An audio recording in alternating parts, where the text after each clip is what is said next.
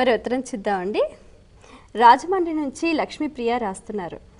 శని దోషాలు తొలగటానికి పాటించాల్సిన పరిహారాలు ఏమిటి తెలియజేయగలరు అంటూ రాస్తున్నారు. ఇప్పుడు మనం చెప్పుకున్నాం, నువ్వుల నూనెని, నువ్వుల్ని అలా ఇవ్వాలి ఇవన్నీ అని అనుకున్నాం కదా. కానీ ఒక్కటి మాత్రం నిజం నిజం నిజం, శని బాధ పడవలసినటువంటి వాడు పడడమే తప్ప అనుభవాద్ధి వినశ్యతి, అనుభవించడం వల్ల పోతుంది తప్ప ఏదో ఏదో చేసేస్తే అయిపోతుందని అనుకుంటే సరికాదు. మరి అయితే ఎందుకంటే ఇప్పటివరకు ఈ నువ్వుల నూనె ఇవ్వాలి, ఏదో ఇనుప వస్తువు ఇవ్వాలి, నువ్వులు ఇవ్వాలి, నల్ల తుండి ఇవ్వాలి, నల్లటి వస్త్రాలు ఇవ్వాలి, ఏమో పత్తి ఇవ్వాలి, ఎందుకు చెప్పారు అంటే పరిహారం కోసం కాదు, అది ఉపశమనం కోసం. పుట్టుకతోటే ఉబ్బసం అనే పేరు కలిగిన ఆయాసపు వ్యాధితో ఎవరైనా పుట్టినట్టయితే అది జీవితాంతం ఉండేటటువంటి వ్యాధి. దానికి ఔషధాన్ని ఎందుకు వేసుకుంటారంటే తగ్గిపోతుందని కాదు, ఉపశమనం, ఇబ్బంది మరింతగా కలగకుండా ఉండడం కోసం. శనైశ్వరుడు మన ఒకసారి పట్టుకుని ఎంతకాలం పాటు తాను పీడించవలసి ఉంటే అంతకాలము పీడిస్తాడు.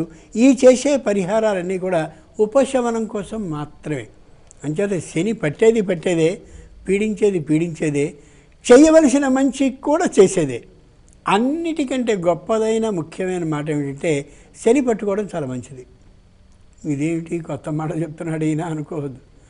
ఒక జీవితంలో అమోఘమైన అనుభవాన్ని ఇచ్చేవాడు ఎవరంటే శని పరమాత్మ మాత్రమే.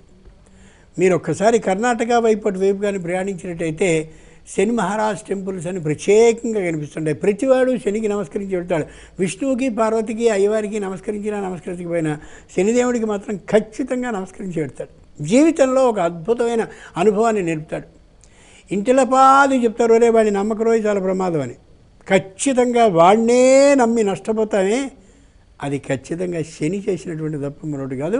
మనం అనుభవపూర్వకంగా తెలుసుకుంటాం, వీడెంత దుర్మార్గుడురా, ఇంత మంచిగా ఉన్నాడు అని అనుకున్నాం, ఇదిగో ఇలా మునిగిపోయామని.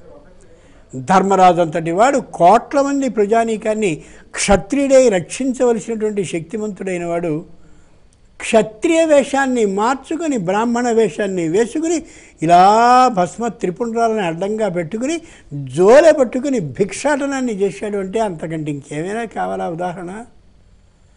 నలమహారాజు అంతటి వాడు శని దోషం కలిగినటువంటి సందర్భంలో భార్య ఎక్కడికో వెళ్ళిపోతే, సరైన వస్త్రాలు లేకపోతే, పొట్టి రూపాన్ని ధరించి మంచి అందగాడైనటువంటి వాడు ఏమీ తోచనటువంటి స్థితిలో ఓ రాజు దగ్గర గుర్రాలశాలలో గుర్రాలని నడిపేవాడుగా ఉన్నాడంటే అంతకంటే ఉదాహరణ కావాలా మనకి?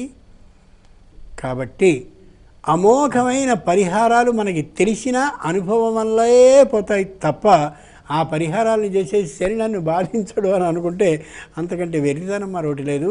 అనుభవించి తీరాల్సిందే. ఇవన్నీ కేవలం ఉపశమనం కోసం మాత్రం.